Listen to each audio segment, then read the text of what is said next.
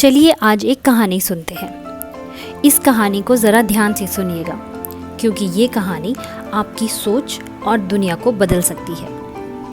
एक बार एक आदमी ट्रेन के एसी कोच में सफ़र कर रहा था। आसपास में और भी लोग थे। कुछ लोग बुक्स और न्यूज़पेपर पढ़ रहे थे, तो कुछ लोग अपनी फैमिली के साथ आराम से बैठकर बातें कर रहे थे। तो कुछ लोग ऐसे भी थे जो सफ़र की थकान से थककर आराम करने के लिए सो रहे थे। कोच में बड़ा ही शांति का माहौल था। तभी एक और इंसान अपने 2 बच्चों के साथ ट्रेन में चढ़ता है और पास वाली सीट पर आकर बैठ जाता है। अचानक ही पूरे कोच का माहौल बदल जाता है। वो दोनों बच्चे बड़ी ही शैतानी कर रहे थे। कभी किसी की सीट पर जाकर उछल कूद करते, तो कभी लोगों के हाथ से न्यूज़पेपर और किताबें खींचते। सबको उम्मीद थी कि बच्चों का पिता ज़रूर इन बच्चों को संभालेगा और ठीक से बिहेव करने के लिए कहेगा, लेकिन वो आदमी अनजान बनकर अपनी सीट पर बैठा रहा और उसने कुछ भी नहीं किया। अब लोगों को बड़ी ही दिक्कत होने लगी। ना ठीक से सो पा रहे थे और ना ही बात कर पा रहे थे। अब लोगों को गुस्सा आने लगा और वो आपस में बात करने लगे कि ये कैसा बाप है, इसके बच्चे कैसे जाहिलों जैसा बिहेव कर रहे हैं और वो कुछ कह भी नहीं रहा। इसने अपने बच्चों को कुछ सिखाया भी है या नहीं।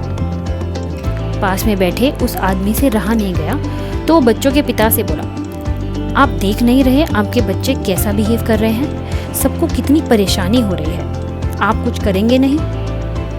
बच्चों का पिता हड़बड़ाकर इधर उधर देखने लगा, जैसे कि अभी अभी नींद से जागा हो। उसके चेहरे पर थकान दिख रही थी। वो बोला, माफ़ कीजिए, मेरे बच्चों की वजह से आपको परेशानी हो रही है, लेकिन 2 दिन पहले ही इन बच्चों की माँ का देहांत हो गया। मैं इन बच्चों को इनके दादा दादी के पास छोड़ने जा रहा हूँ। शायद मेरी ही तरह इनको भी समझ नहीं आ रहा कि आगे ज़िंदगी में करना क्या है। ये सुनते ही उस आदमी के शरीर में जैसे करंट दौड़ गया हो। वो एकदम खामोश हो गया और अब अचानक ही उसका गुस्सा सिंपैथी में बदल गया। वो आदमी जिस पे उसको गुस्सा आ रहा था, अब उसको उस पे दया आने लगी। वो बच्चे जो शैतान और जाहिल नजर आ रहे थे, अब वो अचानक से बेचारे लगने लगे। जैसे ही उस आदमी ने ये बात पास बैठे लोगों से कही, उनका बिहेवियर और फीलिंग्स भी उन बच्चों के लिए एकदम बदल गए और वो बच्चों से बड़े ही प्यार से बात करने लगे। सभी बात करने लगे कि इस इंसान के लिए ये कितना मुश्किल समय है। ये बेचारे बच्चे इस दुख को कैसे झेल पा रहे होंगे। बच्चे और पिता अभी भी वैसा ही बिहेव कर रहे हैं जैसा वो पहले कर रहे थे, लेकिन अब किसी को कोई गुस्सा नहीं आ रहा था, बल्कि सबको उनके लिए बहुत ही सिंपैथी फील होने लगी। इस कहानी से हमें ये सीखने को मिलता है कि इंसान को भगवान ने दिमाग सोचने के लिए ही दिया है, लेकिन इंसान अपनी सोच की वजह से परेशान नहीं, बल्कि अपनी नेगेटिव सोच की वजह से परेशान है।